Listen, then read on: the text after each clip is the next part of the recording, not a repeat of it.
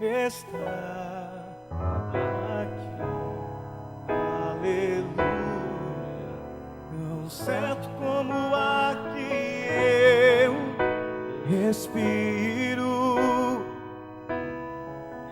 tão certo como a manhã que se levanta, tão certo como eu te falo. Deus está aqui. Deus,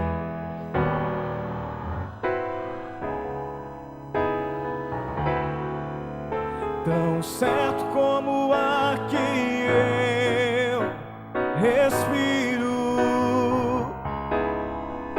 tão certo como a manhã que se levanta, tão certo como eu te falo. Deus está em mim. Cante isso.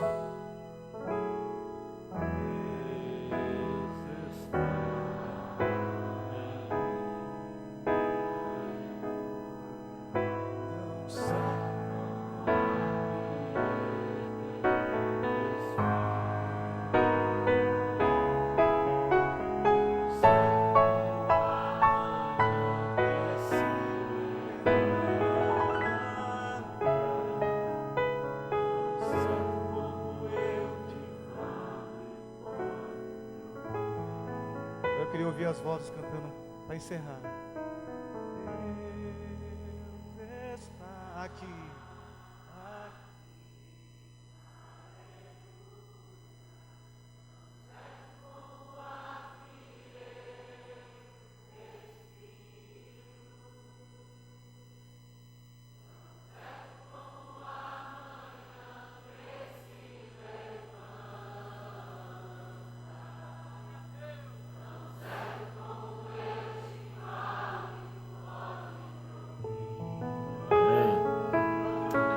Amém.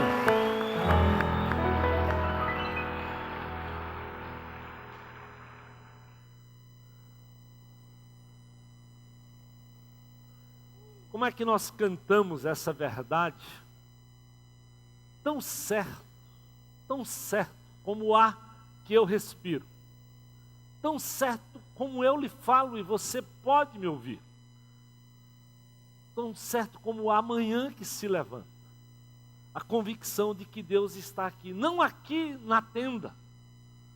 Deus está, a palavra de Deus diz, onde nós o buscarmos, onde 2 ou 3, reunidos no nome dEle, buscarmos a sua presença, Ele diz, eu estarei lá. Jesus diz, eu estarei com vocês todos os dias até a consumação dos séculos. Se isso é uma convicção nossa, se nós cantamos, se nós lemos na palavra de Deus, por que será que nós buscamos tanto outras pessoas para resolver os problemas e às vezes não gastamos tempo diante de Deus, apresentando a Ele a nossa necessidade? É contraditório. Falamos muito. Pedimos muitas coisas aos outros, a pessoas, ou tentamos mudar pessoas muitas vezes. É o pai que gostaria de ver o filho mudado, é o filho que gostaria de ver o pai diferente, é a esposa que gostaria de mudar o marido, é o marido que gostaria de mudar a esposa, e às vezes, aquele que tem o poder da mudança, nós não colocamos na história, porque nós não conversamos com ele. Está aí no boletim.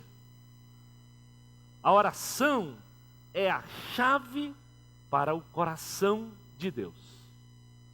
É verdade. Temos acesso ao Senhor, o privilégio de podermos nos apresentar a Ele. Mas preferimos gastar hora convencendo pessoas, tentando com a nossa capacidade intelectual, às vezes com o nosso grito, às vezes na força, não do Senhor, nossa, tentando impor mudanças no outro. Quando aquele que muda pessoas, quando aquele que tem acesso ao coração seu e meu, e nós temos convicção de que Ele nos ouve, de que Ele está aqui, e nós não oramos. Vamos pensar, essa comunidade tem 4.000 pessoas, e às vezes quando separamos um tempo desse para oração, Aristide disse da última vez, tínhamos em média 200, 250, 300 pessoas. Pior é pensar que muitos crentes passam a semana inteira, às vezes, e não oram. E não separam tempo. Deus quer lhe ouvir. Ele lhe convida. Venham, venham, venham. Quando você estiver cansado, quando você estiver sobrecarregado, quando você estiver com problemas, Ele diz, vem a mim, o meu fardo é leve. Eu quero te ajudar. Eu quero, quem sabe, te dar uma solução diferente. Interessante quando a gente ler o texto, né? Se o meu povo, que se chama pelo meu nome, se humilhar, talvez porque lá no fundo, você e eu lutamos para não nos humilharmos perante ninguém, nem mesmo diante de Deus. Talvez por isso é difícil dobrar os joelhos. Talvez por isso é difícil clamar, ou seja, parece que só acreditamos, talvez naquilo que você vê. Cantamos, como o ar que eu respiro.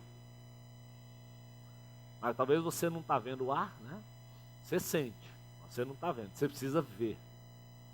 Por isso que a Bíblia diz, o justo anda pela fé. Quando a gente ora, é um momento de fé. Será que nós realmente entendemos que existem coisas que só Deus faz?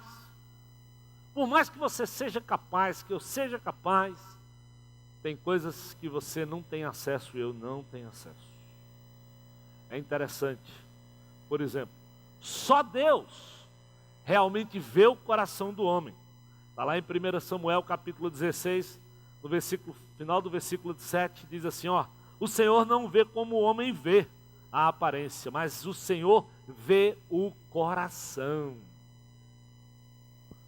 Às vezes nós erramos muito exatamente por isso, porque nós medimos o outro pela aparência, por aquilo que ele demonstra. Mas a Bíblia diz, sabe por que Deus não erra? Porque Deus conhece o coração. E Ele sabe discernir o que é importante para a minha vida e para a tua vida. A Bíblia diz que nem orar como convém nós sabemos. Por quê? Porque nós só olhamos para o exterior.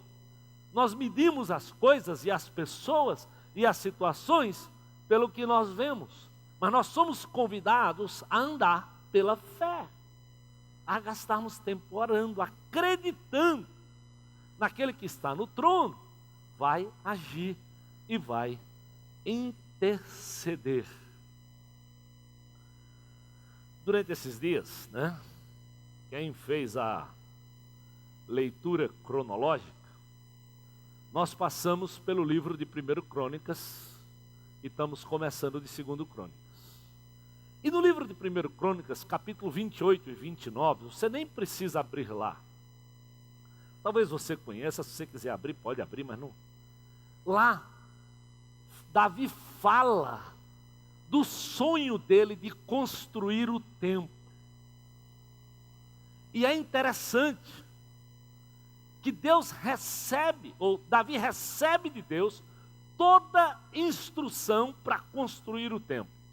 Se você olhar, 1 Crônicas 28, Deus dá a Davi os detalhes, o tamanho, o material, a forma, o número de pessoas, enfim, toda descrição. E Davi deixa claro, né, que esse era o sonho dele, de construir o templo. Abre lá rapidinho, só para você ver. 1 Crônicas 28, vamos dar uma olhadinha lá, só para você compreender o que é que eu estou realmente tentando transmitir para você. 1 Crônicas 28, versículo de número 2, diz assim, ó, lá B: eu tinha no coração o propósito de construir um templo para nele colocar a arca da aliança do Senhor, o estrado dos pés de nosso Deus. Fiz planos para construí-lo, mas Deus me disse: você não construirá um templo em honra ao meu nome, pois você é um guerreiro e matou muita gente. Davi fez planos, Davi tinha um sonho, Deus deu a ele todas as medidas, mas disse: mas não é você, companheiro. Deus conhece o coração, Deus sabe, querido, quando Ele lhe dá e quando Ele não lhe dá. O problema é que nem sempre eu e você sabemos lidar quando Deus diz não. Muitos de nós até nos revoltamos contra o Senhor. Chegando no versículo 6 de 1 Crônicas, capítulo 28, ele me disse: seu filho Salomão, Davi, é quem construirá o meu templo e os meus pátios, pois eu o escolhi para ser meu filho e eu serei pai dele. Então o Senhor diz: vai lá, quem vai fazer isso é Salomão.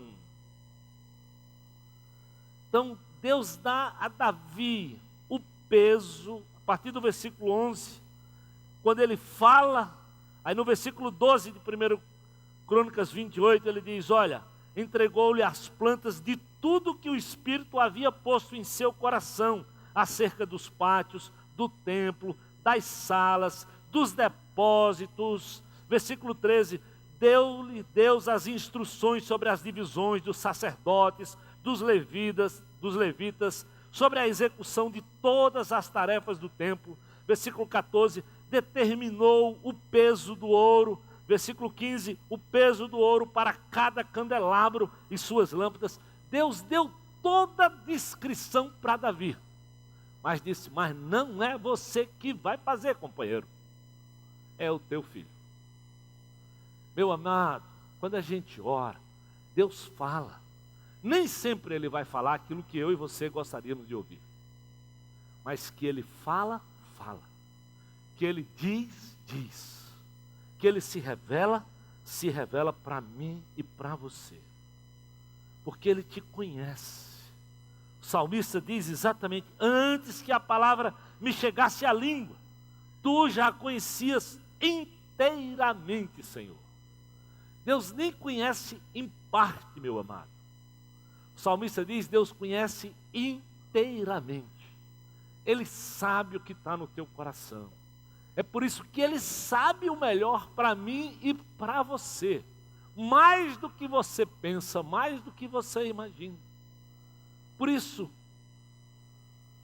quando Davi diz, diante daquelas possibilidades dos problemas devido ao pecado, ele diz: eu prefiro estar na mão de Deus do que estar na mão dos homens e dos meus inimigos.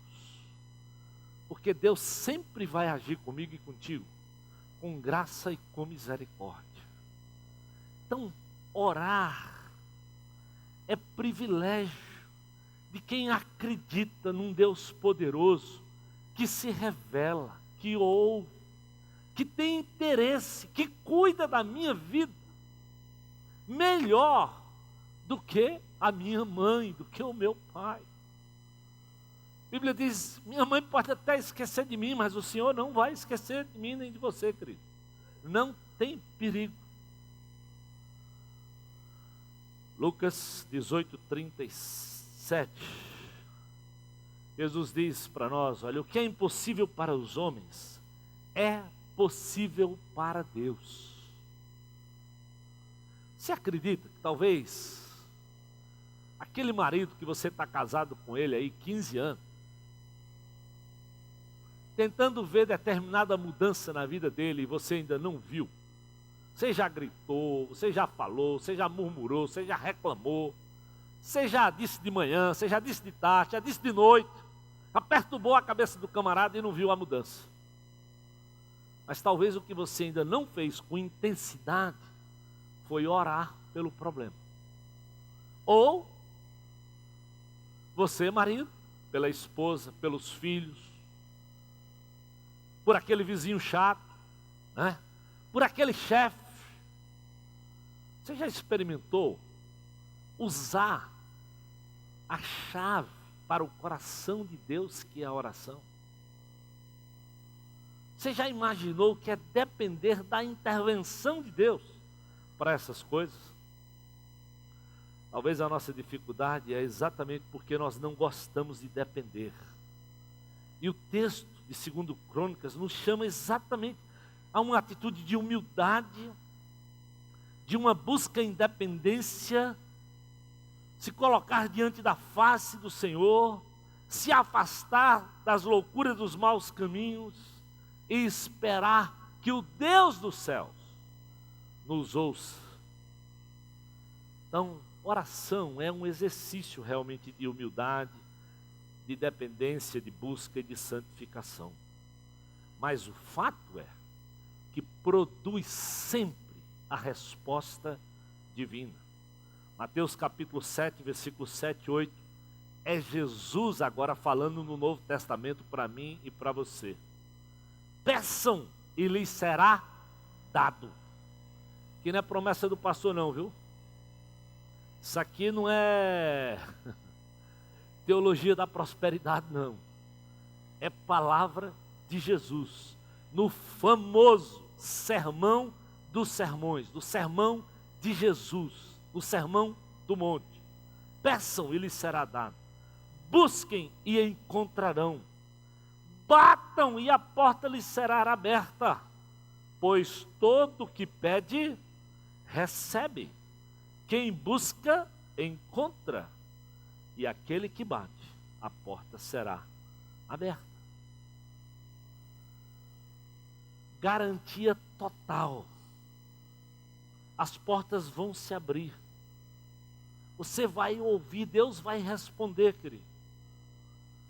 Talvez não como era o sonho de Davi, talvez não como é o seu sonho, mas que Ele vai responder, que Ele vai falar, que Ele vai lhe dizer, que Ele vai lhe dar a direção. É o que a Bíblia fala sobre oração.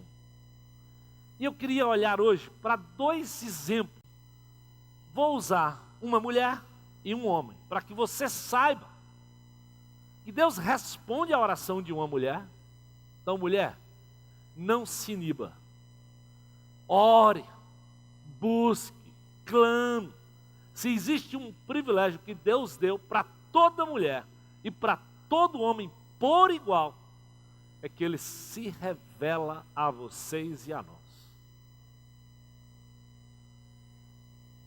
Grande drama é o quanto nós realmente nos curvamos e buscamos o Senhor em oração. Então, 1 Samuel, estamos ainda no Velho Testamento, 1 Samuel, capítulo 1, versículo de número 10, fala de uma mulher muito simples, mulher chamada Ana. E o versículo diz: Ana com alma amargurada, chorou muito e orou ao Senhor, e fez um voto dizendo: ó Senhor dos exércitos, se tu me deres atenção à humilhação da tua serva, te lembrares de mim, não te esqueceres da tua serva, mas lhe deres um filho, ela diz: eu vou te apresentar e entregar esse filho. Como é que Ana vai? Num momento difícil, amargurada, muita dor no coração, e é exatamente o que a Bíblia diz, é o que Jesus nos ensina no Novo Testamento. Quando você estiver cansado, quando você estiver sobrecarregado, ao invés de brigar com todo mundo, ao invés de xingar o outro, ao invés de ficar buzinando no trânsito, ao invés de dizer palavrão, ao invés de enfrentar o chefe, ao invés de humilhar a esposa, ao invés de empurrar o filho, né? Ou dizer besteira para o pai, o que a Bíblia diz que Ana fez e que funcionou nesse momento foi chorar e orar diante de Deus. Se existe um lugar bom para abrir o coração, em choro, em pranto, com liberdade absoluta, é na presença do Senhor. E às vezes, querido, nós precisamos fazer esse exercício. Porque a cura para a nossa alma vem exatamente quando nós nos colocamos diante de Deus, às vezes diante do outro. Coisa pior do mundo é você ficar retendo isso. E a Bíblia diz que essas coisas, quando você retém, vai gerar amargura, que estava lá já no coração de Ana. E raiz de amargura, a Bíblia diz, brota, contamina, daqui a pouco tua casa, teu trabalho. Quem não conhece aquele chefe amargurado que você não gostaria nem de vê-lo, mas você precisa do seu emprego? Quem não conhece uma pessoa tão amargurada e estressada, que é a coisa mais difícil do mundo de conviver com ela? Ana tinha tudo para ser uma pessoa assim. Ana queria ter um filho. E o marido dela tinha uma outra mulher. E a Bíblia diz que essa mulher se chamava Penina, e Penina tinha filhos.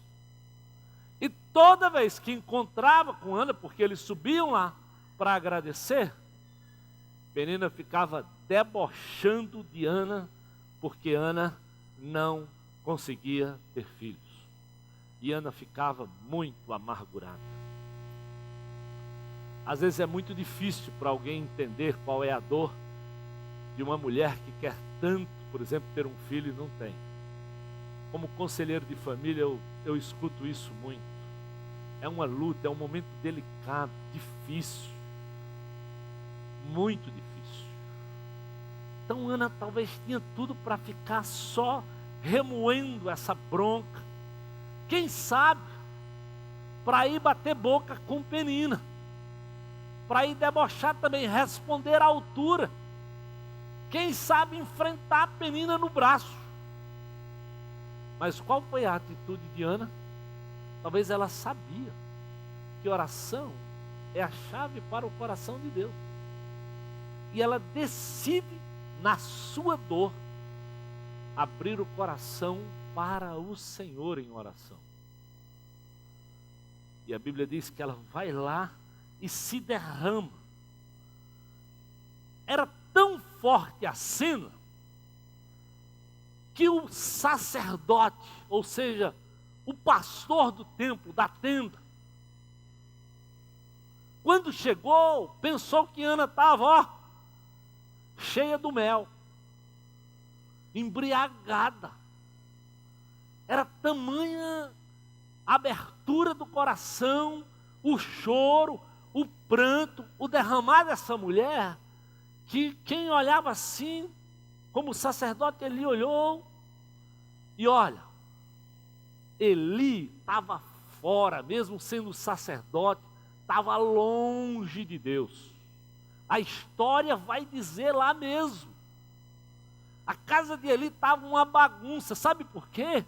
Eli, além de sacerdote, foi ser juiz. Tem gente querendo 2 empregos, trabalhando muito, 2 funções, 2 salários. E a Bíblia diz, já naquela época, Eli fez isso. E a casa dele foi para o buraco. Cuidado, meu amado. Você tem o direito de ter um padrão de vida bom, mas você não tem o direito de deixar de cuidar da tua casa. Se você criou filhos, a Bíblia diz que os filhos são herança do Senhor. E nós, pais, temos que cuidar deles. Se você é casado, tem que cuidar da esposa. Se você é esposa, tem que cuidar do marido e dos filhos. Então, Ana vai se colocar diante do Senhor. Então, ao invés de ódio, humilhação. Ao invés de pagar mal com mal, de enfrentar Penina, se lança e se prostra diante do Senhor. E o que é que a Bíblia diz? Logo em 1 Samuel, capítulo 1, versículo 19 e 20. Depois que Ana ora, se apresenta, que Eli não o compreende bem, faz uma avaliação errada, diz que Elcana, que era o marido de Ana, versículo 1 Samuel 1, 19 e 20, teve relações com sua mulher Ana, e o que é que o texto diz? E o Senhor se lembrou dela, presta atenção, ó. Teve relações com sua mulher Ana, e o Senhor se lembrou dela. Você está entendendo porque a oração é realmente a chave para o coração de Deus? Porque Deus ouve, porque Deus age, porque Deus vem ao encontro da minha e da tua necessidade. Nem sempre como nós queremos, mas Ele vem. Assim Ana engravidou e no devido tempo deu à luz um filho. Ele deu o nome de quem? De Samuel, porque ela disse o quê? Eu o pedi ao Senhor. Ana tinha certeza que Samuel era resposta de Deus, era resposta de oração, era demonstração do cuidado, da bênção de Deus. Sabe aquilo que Ana não tinha como resolver? Nem o marido dela, coitado de Elcana, ainda tentou até ajudá-la. Disse: mulher, eu valo mais do que 10 filhos, será que você não entende isso? Para ela queria ter um filho. Então, querido, tem coisas que nem o marido resolve, nem a esposa resolve, nem os filhos resolvem, nem o governador resolve, nem o presidente da república resolve. Mas o Senhor resolve. E resolveu para Ana. E resolveu para Ana. Volta para o Senhor, meu amado e minha amada. O Senhor lembra de você e de mim. Então, do mesmo jeito que Deus responde a uma mulher simples como Ana, o problema da vida dela, Ele responde também para um homem simples como eu e você. É interessante que um pouco, mas lá em 1 Crônicas, capítulo 4, versículos 9 e 10, 1 Crônicas, capítulo 4, versículos 9 e 10, a Bíblia diz assim: Jabés foi o homem mais respeitado de sua família. Sua mãe lhe deu o nome de Jabés, dizendo: com muitas dores o dei à luz. Jabés orou ao Deus de Israel: abençoa-me e aumenta as minhas terras. Que a tua mão esteja comigo, guardando de males e livrando-me de dores. E Deus atendeu ao seu pedido. Mais uma vez, um homem de dores, um homem simples, um homem nenhuma grande representatividade na história bíblica, senão depois que ora ao Senhor, Deus deixa mencionado como Deus o abençoou, como Deus respondeu, mesmo que ele vinha numa situação complicada. Talvez dores, porque a mãe teve um parto delicado, uma gravidez difícil, talvez muitos acontecimentos emocionais, não interessa qual era o quadro, era um quadro difícil e delicado. Mas ele diz: Senhor, me abençoa. E quando nós clamamos a bênção de Deus, querido, nós estamos realmente pedindo aquilo que nós não conseguimos com esforço humano. E tem coisas que por mais que você faça esforço, você não consegue. Não consegue.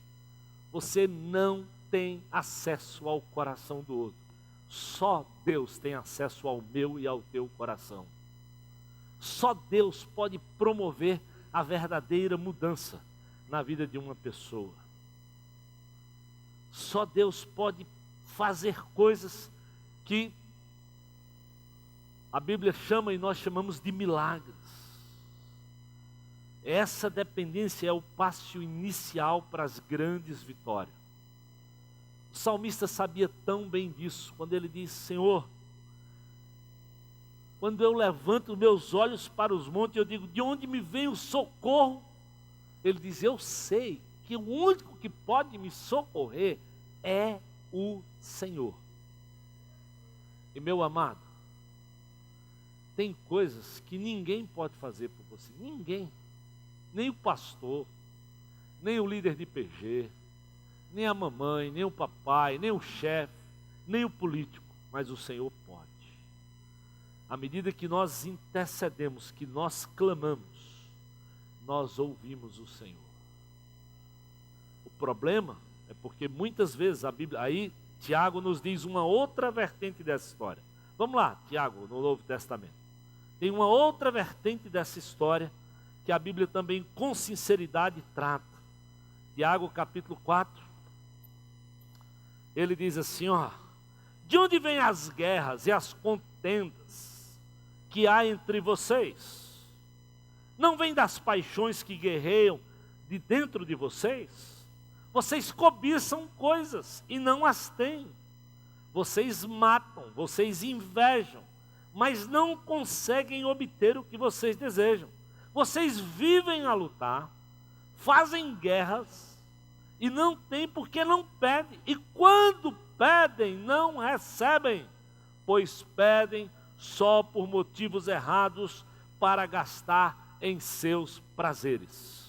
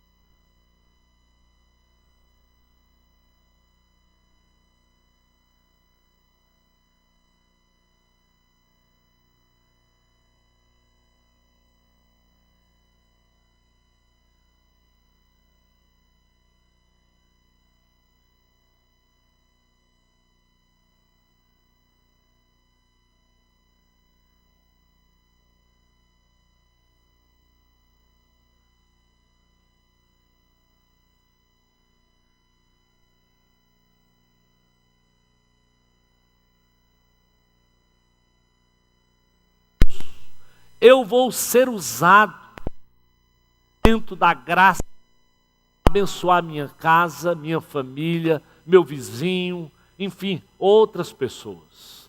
A matemática do mundo é assim, minhas habilidades, mais as minhas experiências, mais o meu currículo, mais a minha aparência,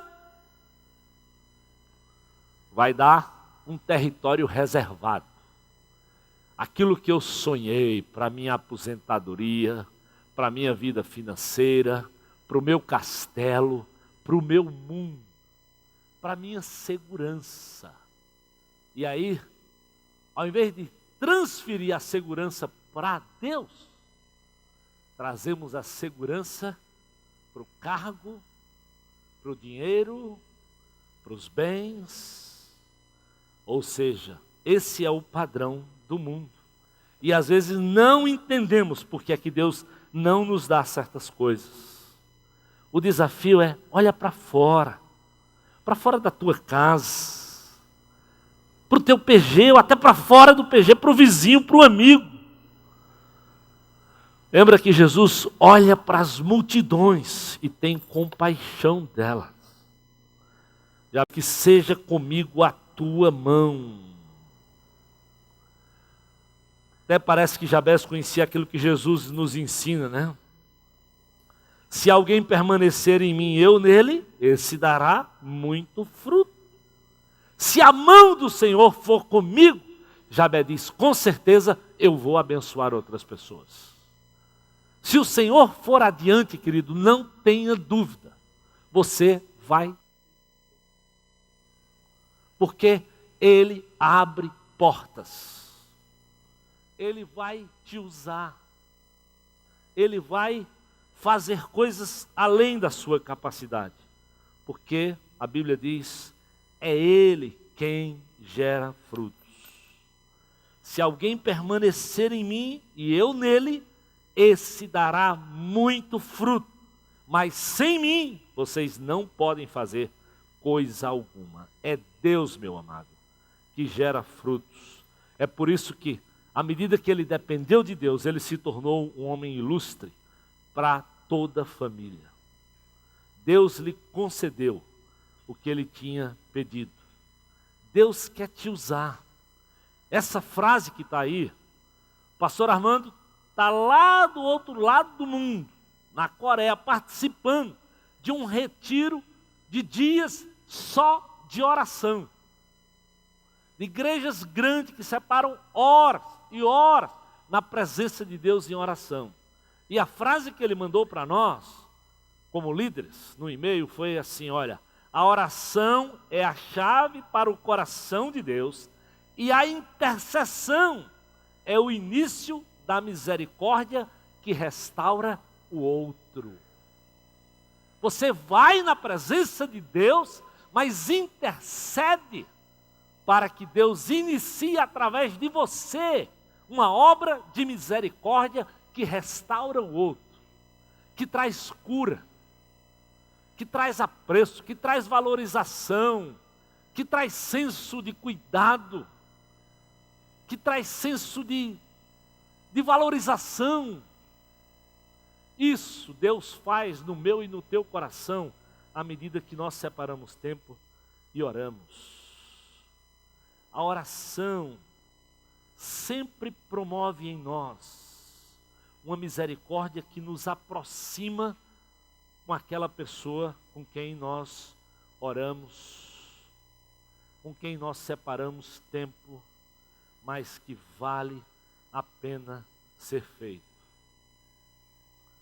Quando eu estava pensando nisso e conversando com a minha esposa, e eu sei que durante tantos dias ela tem desenvolvido o ministério de oração para se aproximar de pessoas, e nós começamos a conversar como essas coisas valem a pena, como Deus pode parecer que demora, mas Ele traz resultado. E eu quero convidar aqui só para ela compartilhar um pouquinho do que foi naquele bate-papo, o que Deus fez, ela ver e nós vermos do que Deus tinha feito já na própria história de vida dela, através desse tempo de oração e tudo mais. Então, vamos lá. Oi, meu nome é Edna. 3 situações distintas na minha vida. Eu nasci num lar evangélico e aos 9 anos de idade eu entreguei o meu coração e minha vida a Jesus. E tinha vários vizinhos que moravam ao nosso redor. E eu sabia que os meus pais oravam e a gente convivia com essas pessoas. Passou-se o tempo, cresci, me casei, e um dia encontrei com essa menina que eu brincava de boneca, e ela disse para mim assim, olha, eu me converti a Jesus, frequento lá em São Paulo a igreja do Morumbi, e a sua família teve influência na minha salvação. Não é bom isso? Outra situação. Passei 12 anos como professora de Bíblia, educação religiosa no Colégio Querigma. e falava todos os dias para as turmas, adolescentes, jovens, sobre o amor de Deus. E às vezes ficava até desanimada, né? Porque jovem não queria nada, tirava uma onda da minha cara. Mas eu continuava, orava e eu pensava, um dia vai dar fruto. E hoje eu posso citar vários nomes de jovens, Denise, Rafael, Gabriel, que hoje são servos do Senhor Jesus, porque um dia, talvez da minha pequenez, foram salvos na sua adolescência e estão dando fruto hoje. Eu ia falar só essas duas coisas, quando o Zé falou comigo e compartilhou. Mas sexta-feira, eu recebi esta carta. Por incrível que pareça, uma carta escrita por um jovem à mão, sem ser digitada, né? Não é difícil hoje? E essa carta é uma carta de agradecimento à minha pessoa. Porque no acampamento do Geração Futuro, o Felipe, ele é filho, não sei se ele está aqui no auditório, o Felipe é filho da Deise, lá da cantina. O Felipe, no Geração Futuro, com uns 12 anos de idade, nós estávamos falando sobre os incríveis discípulos, eu era uma incrível, uma mulher elástico. E no final, eu fiz apelo. E ele se converteu, chegou em casa e compartilhou com a sua mãe. E ele, sexta-feira, sem ele nem saber que eu ia dar um testemunho aqui, ele me mandou essa carta com essa flor, agradecendo a minha vida, porque eu era a influência dele hoje, já jovem, mais de 18 anos, querendo também proclamar do amor de Deus, porque com 12 anos de idade, eu tinha proclamado para ele. Então, a palavra de Deus, seja em que idade for, nunca volta vazia. Amém.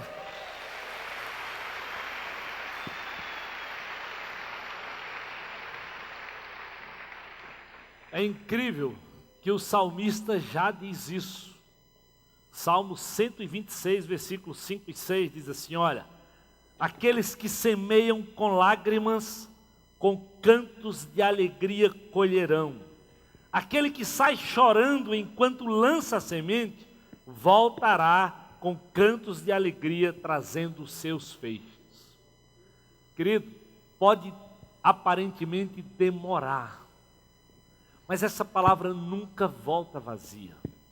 O amor nunca é em vão. Aquilo que você nem imagina. Primeiro porque Deus diz, nem um copo d'água que você venha a dar ao outro, Deus vai deixar de reconhecer. Eu espero que você também não. Eu espero que você também não, porque a Bíblia diz que nós devemos ser gratos para com aqueles que nos abençoam. Então, o que Felipe fez para Edna é uma daquelas coisas que ninguém dá pensando em receber. Mas quando você recebe, você diz assim, Senhor, obrigado, porque valeu a pena. Que alegria, que privilégio. Quando eu vi aquela carta e aquela flor, eu digo, puxa, que bênção, que jovem abençoado. Que atitude tão simples, mas que foi tão marcante. Nós lemos, choramos juntos de ver o que Deus é capaz de fazer, querido, quando você investe na vida do outro. Você não tem nem ideia do que vai acontecer lá. Mas a Bíblia garante, se você fizer, ainda que você faça isso com lágrimas, e entenda, a história da igreja foi construída com lágrimas, com choro, com sofrimento, com vidas, para que o Evangelho de Jesus chegasse até você e até a mim. Como é que nós vamos ficar parados e deixar de testemunhar, de proclamar, de abençoar? E não é só falando não. Vai lá, abraça, ajuda. Sei lá, dá um pão, dá alguma coisa que você sabe que o outro está precisando. Oferece o ombro, os ouvidos, Ora! O que não pode, o que não vale a pena é passar como sacerdote, como levita e não se preocupar com o outro. Oração tem tudo a ver com proclamação. Mateus 9, 37 e 38, que nós já lemos, o Senhor disse aos seus discípulos: a colheita é grande, os trabalhadores são poucos. Peçam, pois, ao Senhor da colheita que envie trabalhadores. Quem vai enviar pessoas? O Senhor. Ore para Deus enviar pessoas e se coloque na brecha. Diz: Senhor, me dá a oportunidade. E eu quero dizer para você, ore por isso. Eu lhe garanto que Deus vai responder. Semana passada nós fomos fazer uma viagem e nós oramos: Senhor, nos dá a oportunidade. Quando nós sentamos no avião, a mulher começou a conversar com a gente, e à medida que nós conversamos, nós começamos a falar com ela sobre Jesus. Ela disse: puxa, eu estou indo visitar a minha filha que está lá na França e ela é crente. E a senhora não? Não. Puxa, mas por que não? E vamos falar de Jesus para aquela mulher. Por que não? Olha, Jesus te ama. Jesus é bom, vale a pena. E à medida que caminhamos, podíamos falar da graça e desse amor do Senhor. Se você orar, querido, Deus vai colocar oportunidades. Agora, não fica calado, não fica com medo, não fica se sentindo incapaz. É tudo que o diabo quer lhe dizer, é que você não pode. Não pode. Você não pode esquecer, é que os discípulos de Jesus, está lá em Atos capítulo 4, eram homens simples, sem instrução. Olha o texto lá, Atos 4:13. Eles viram a coragem de Pedro e de João e, percebendo que eram homens comuns e sem instrução, ficaram admirados e reconheceram que eles haviam estado com Jesus. Não é a tua instrução, não é a tua capacidade intelectual, não. É o poder de Deus que habita, que vive em você. É aquilo que nós cantamos. A cura para a alma vive em mim e em você. Se você falar o que Deus fez na tua vida, que cura Jesus trouxe na tua vida, você não tem ideia como você vai abençoar os outros. Hoje nós tivemos esse final de semana um retiro de casais. 60 casais lá.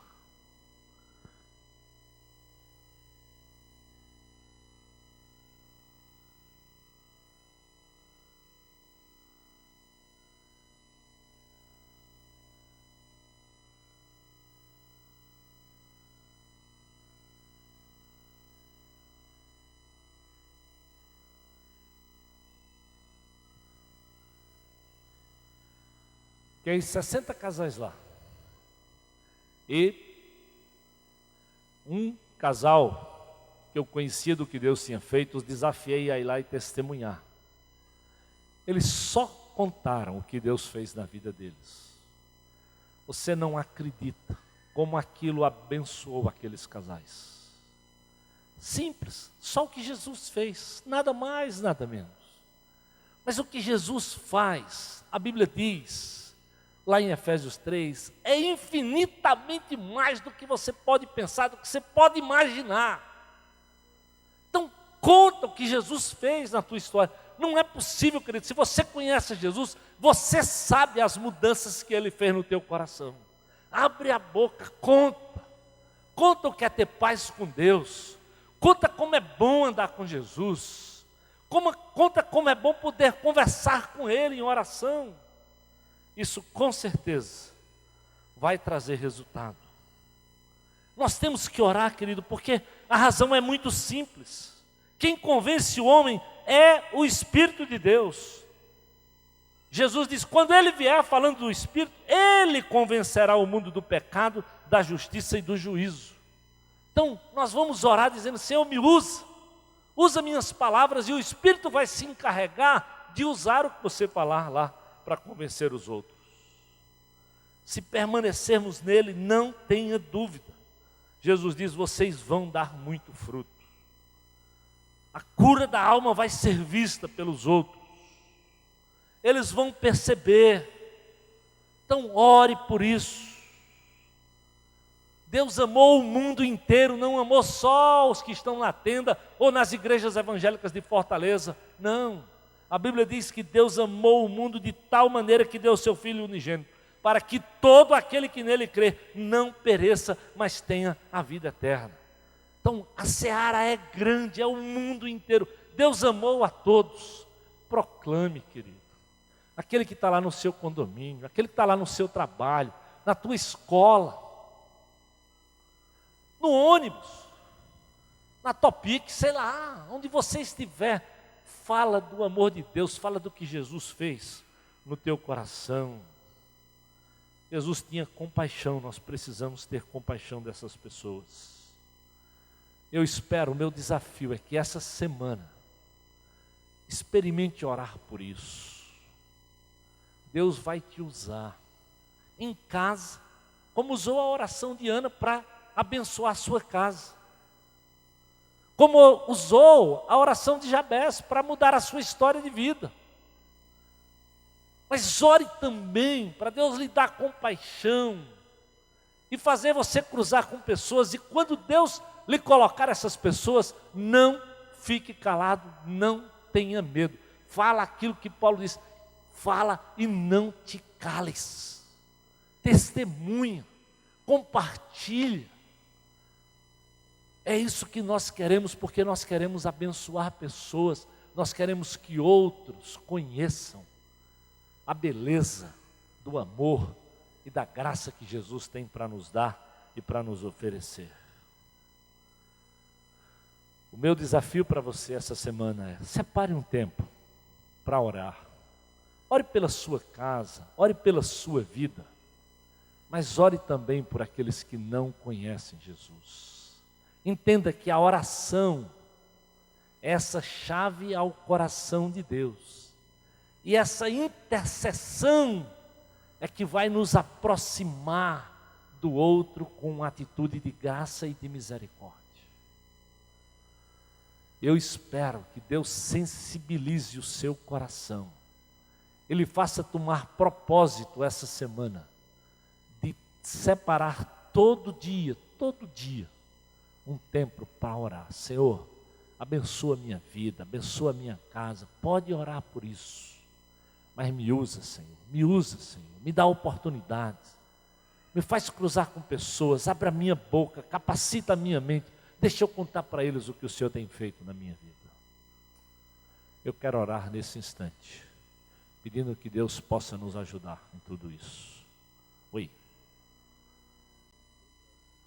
Ok, ele está pedindo para dar um testemunho bem breve. Eu vou aqui separar 2 minutinhos para ele falar e que nós vamos orar. Então, vamos lá, só um minutinho, tem um pouquinho aí de paciência, rapidinho, né? Boa noite, igreja. Meu nome é Marcos. Me senti ali muito movido a vir aqui e não ficar calado. Dia 2, agora passado, eu tive uma surpresa muito inesperada. Minha filha passou mal, eu tive que levá-la no hospital. Sintoma de uma virose. Diagnosticou-se uma hepatite. E essa hepatite evoluiu para uma hepatite fulminante. Então, do dia 2, ela ficou no apartamento. Dia 6, ela estava na UTI. Minha filha completamente normal, diagnosticada com essa hepatite. E os médicos deram 10% de chance para ela. Isso foi na terça-feira. E os médicos disseram que ela tinha que fazer um transplante hepático. Deram 48 horas de vida para ela. Passou quarta. Ela entrou na fila de transplante como prioridade, por conta da idade e da gravidade. E ela ficou naquela UTI, aguardando esse órgão. E na quinta-feira, pela manhã, eu me desesperei. E liguei para o meu cunhado, Lima, que alguns devem conhecer. E clamei: meu cunhado, vem aqui que eu não estou mais aguentando, não estou mais suportando essa dor. As 48 horas estavam passando. E a minha filha estava ali naquele leito. Nada desse órgão aparecer. E ele vinha para minha casa cedo, 7 horas, 7h30. E eu de joelhos, chorei muito e clamei ao Senhor na janela da minha casa, levantei as mãos para o céu. Senhor, eis aqui minha filha, e eu não tenho mais como fazer nada. Está em tuas mãos, seja feita a tua vontade, que eu iria aceitar o que o Senhor determinar. Ele estava comigo, orou comigo, e na quinta-feira à tarde eu voltei para o hospital, na UTI, e reunido com os médicos, o doutor Wigens, da central de transplante, ele estava junto, e ele disse para mim, não sei o que aconteceu. Os exames dela deram uma melhorada que nós não estamos achando respostas.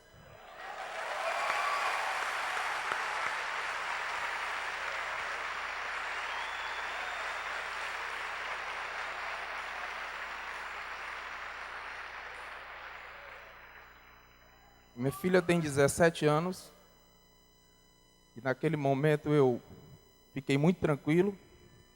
Existiam 2 doadores na cidade de Sobral, e ele me disse, olha, nós não temos resposta para o que está acontecendo. E eu digo, doutor, eu tenho uma resposta. Eu confio num Deus e Ele está operando. E ele disse, por conta disso, os 2 doadores lá de Sobral, as famílias negaram a doação. E eu não me abalei com aquilo, fiquei muito tranquilo. Eu digo, mas o meu Deus está no controle. E ele disse, será que isso já não é uma providência divina? Passaram as 48 horas, ele abriu as mãos e disse, se eu tivesse um fígado agora nas minhas mãos, eu não saberia mais o que fazer, se eu transplantaria ou não. Espera até que as próximas 24 horas esse órgão não apareça. Mas Deus estava no controle. E apareceu outro doador no HGF, aqui em Fortaleza. E somente ontem que eu vim saber que a outra família também tinha negado. Passou a quinta, a sexta, sábado, a minha filha em coma. Estava 4 dias sem a sedação e sem ela voltar. Quando foi no dia dos pais, no domingo eu cheguei na UTI e ela tinha acordado. E o médico, liguei para o médico, doutor Luiz, minha filha acordou. Ele disse, eu já estou sabendo e acabei de tirá-la da fila de transplante.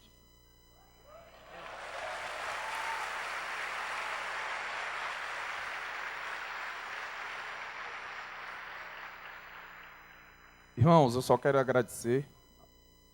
Eu me senti ali, eu não fiquei calado porque o pastor me tocou muito a pregação. E então as orações, elas foram muito poderosas nesse momento e trouxe minha filha de volta.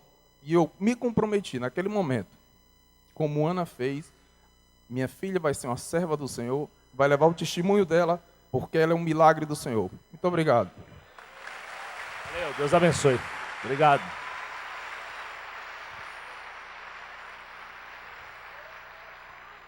Esse é o Deus que nós cremos. Esse é um Deus que age.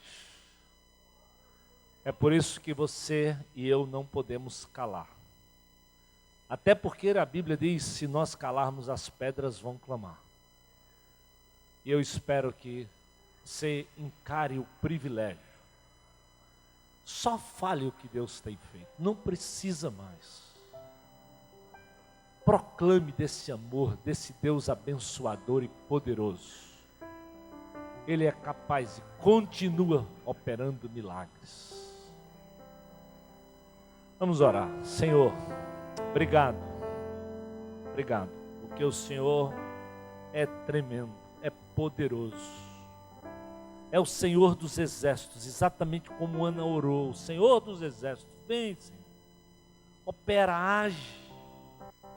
Ajuda-nos.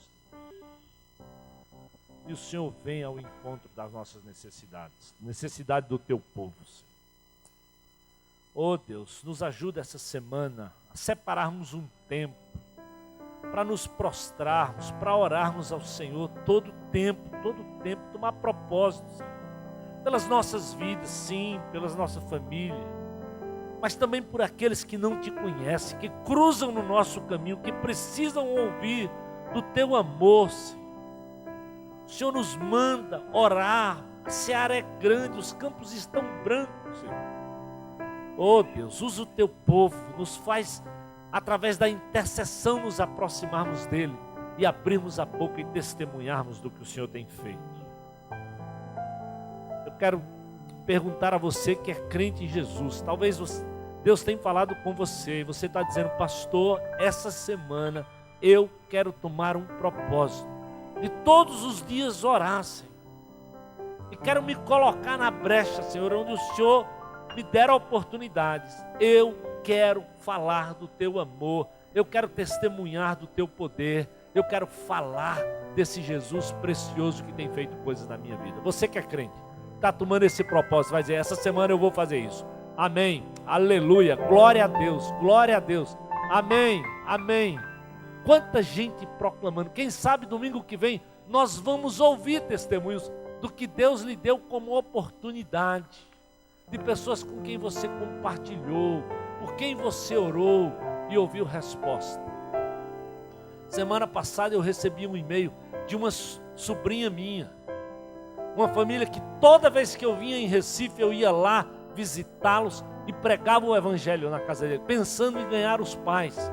Ela era criança e mesmo agora na juventude dela eu fui muito à casa dela e testemunhava da graça de Jesus. Agora esses dias ela me mandou dizendo: tio, não foi em vão, valeu a pena, eu me entreguei a Jesus. Pense numa casa que tenha, eu entrava lá e eu dizia: meu Deus, já no hall do elevador era a imagem que eu ficava impressionado, em cada lugar daquela casa cheio de imagem, eu lá abrindo a Bíblia e falando de Jesus, parecia um Zé doidinho, mas Deus sabe que não foi em vão.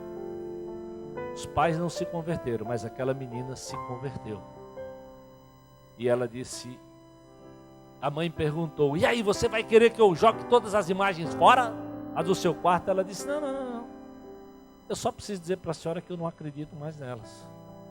Eu acredito agora num Jesus que venceu a morte, que ressuscitou, que me deu vida, que mudou minha história de vida. Só isso. Só isso.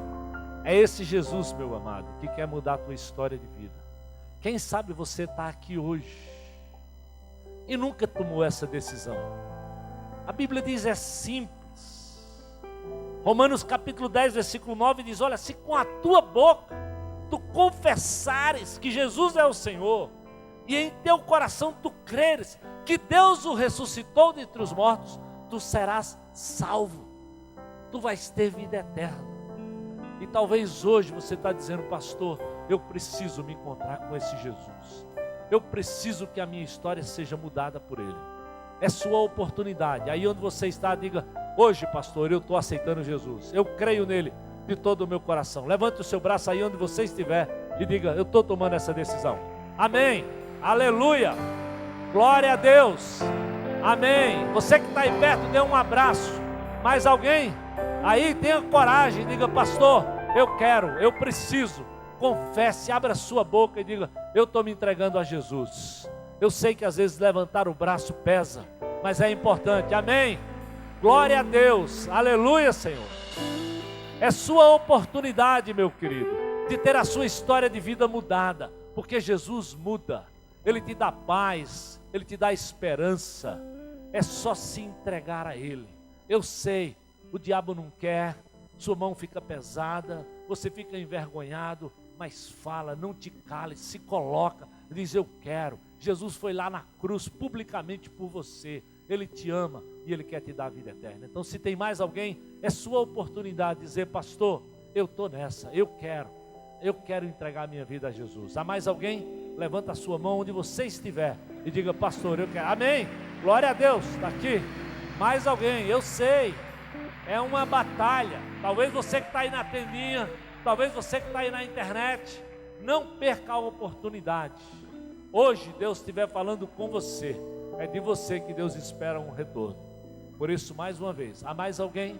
Nós vamos esperar. Se você quer tomar essa decisão e diga: pastor, eu quero, eu entrego minha vida a Jesus. Se não, vamos ficar de pé, vamos celebrar e vamos proclamar, vamos orar para que Deus nos dê essa unção, esse poder, essa semana, oportunidade de testemunharmos na vida de outras pessoas.